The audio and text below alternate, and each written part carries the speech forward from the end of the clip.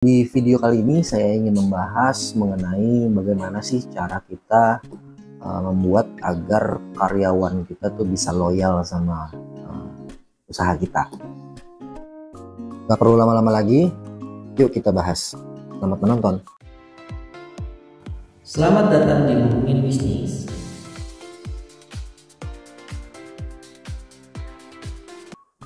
Nah teman-teman, seperti yang sudah saya bahas di pembukaan tadi, kalau saya selalu ketika memiliki karyawan baru, terutama yang menurut saya ini karyawan bisa atau punya kemampuan atau berprospek untuk diajarkan ya. Nah itu selalu saya luangkan waktu untuk ngajak ngobrol mereka. Saya siapkan waktu 15-20 menit setelah jam tutup operasional gitu ya. Saya datang ke sana, saya panggil, saya ajak ngobrol satu-satu, atau mau satu hari satu ya, tergantung waktunya teman-teman ya. Itu saya selalu nyiapin waktu untuk ngobrol lebih dalam sama mereka, ngajak ngobrol mengenai keluarga mereka, jangan kerjaan, kita bahas di luar kerjaan, ajak ngobrol mereka bagaimana dengan keluarganya, kondisi keluarganya bagaimana. Terus yang paling penting sebenarnya kita bahas mengenai mimpi mereka, impian-impian mereka itu apa aja gitu.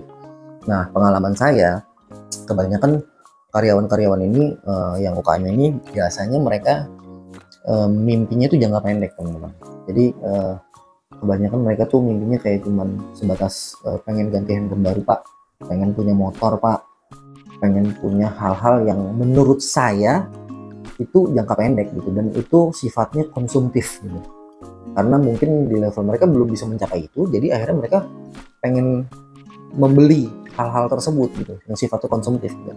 Nah tugas kita sebagai pemilik usaha, sebagai owner, itu kita harus ngebangun mimpi mereka yang lebih jauh, lebih panjang, jangka menengah gitu ya. Kalau jangka pendek tuh ya ibaratnya yang setahun 2 tahun gitu kan. Kalau jangka menengah yang 3-5 tahun, jangka panjang yang di atas 5 tahun lah, 10 tahun gitu. Nah itu yang harus kita bangun sebenarnya untuk mereka. Misalnya contoh, mereka ingin membantu orang tua, mengumrohkan orang tua misalnya, atau membangun rumah di kampung gitu kan. Nah itu yang harus kita bangun, harus kita mengembangkan di mindset mereka, di otak mereka. Oh gue bisa kok bangun rumah di kampung gitu. Oh gue bisa kok umrohin orang tua di kampung. Nah hal-hal tersebut yang kita sebagai business owner tuh harus mampu untuk membuat mereka bisa berpikir seperti itu gitu. Jadi bukan cuman udah lo kerja sama gue gaji sekian, kerja yang bener. Udah, jangan gitu.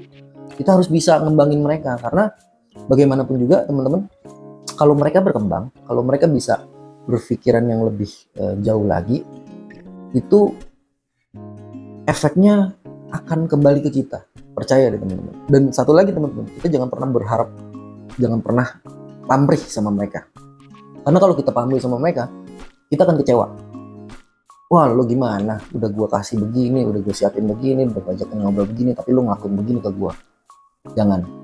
Pamrih itu kan gak enak teman-teman. Jangan pernah berharap sama manusia, intinya itu.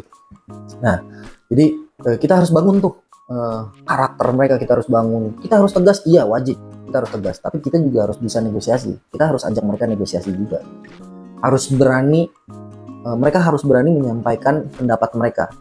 Mereka harus berani untuk memberikan opini, pendapat, masukan tentang usaha ini, apa yang harus kita lakukan lagi, omset turun nih misalnya.